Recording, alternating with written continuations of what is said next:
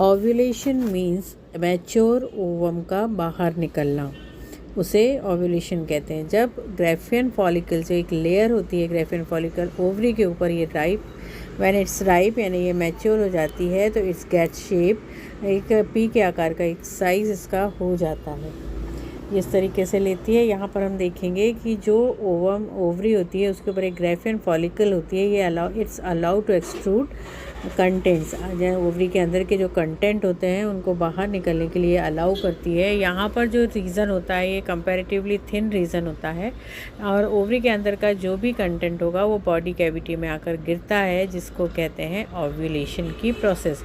It is also known as ovulation.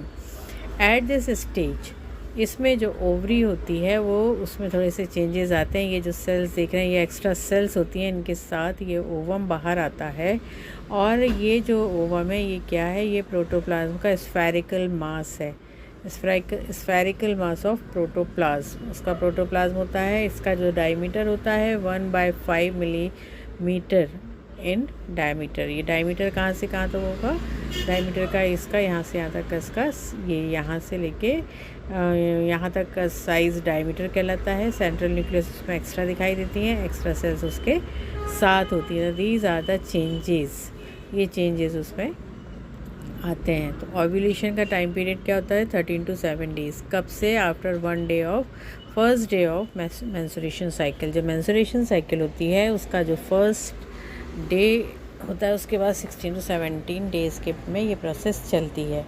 इसमें जो tiny egg होता है या टाइनी ओवम होता है वो गिर जाता है फ्लूइड में। कहाँ पर, fallopian tube, female reproductive system में फैलोपियन ट्यूब होती है, उसके टर्मिनल एंड में फ्लूइड होता है, उसमें जाकर ये गिरता है और वहाँ जाकर वो एक सीलोम होता है उसमें गुम जाता है, लॉस्ट हो जाता है। Means it's never come to oviduct, oviduct की तरफ वो कभी नहीं आता है।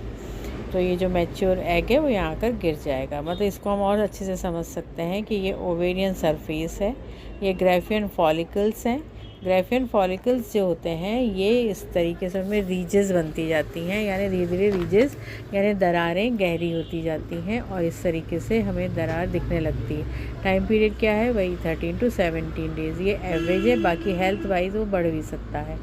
यहाँ पर एक स्टेज पर आकर ये जो फॉलिकल मेम्ब्रेन होती है ग्रेफियन फॉलिकल, ये रप्चर हो जाती है यानी फट जाती है, तो जिसमें से फ्लूइड बाहर आ जाता है, फ्लूइड के साथ ही एग भी बाहर निकल आता है।